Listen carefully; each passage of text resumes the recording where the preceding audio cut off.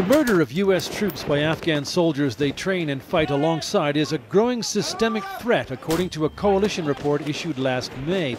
Since then, the number of attacks has increased. At least 55 American troops have been killed since 2007. More than 75% of the incidents happened in the last 2 years. The killings were mainly sparked by the strain the war places on individual soldiers, coalition spokesman Brigadier Karsten Jacobson said. The vast majority of the cases are coming from battle stress, battle fatigue. That is people who are under strong emotional influences. You should want to be the best. But the report concluded the killings were triggered by cultural misunderstandings and insults. Interviews with hundreds of U.S. and Afghan troops revealed a deep-seated contempt on both sides. Americans complained the Afghans were undisciplined in combat, thieves and drug users.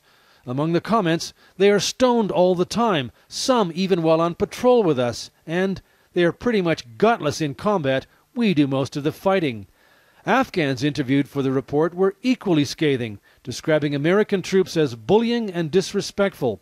The most frequent complaint was, U.S. soldiers don't listen, they are too arrogant, and they get upset due to their casualties, so they take it out on civilians during searches.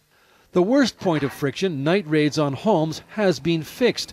They are now only conducted by Afghan forces. Nonetheless, American troops in joint bases with Afghans sleep with what they call a guardian angel, one man awake and armed.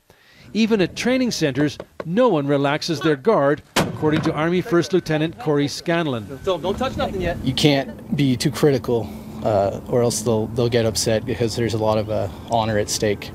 So sometimes you have to be careful with how you address people. The seriousness of that is summed up by an Afghan proverb: life over wealth, honor over life, which goes some way to underlining why what might be considered merely offensive behavior in Western culture can be mortal in Afghanistan. Alan Pizzey, CBS News, Kabul.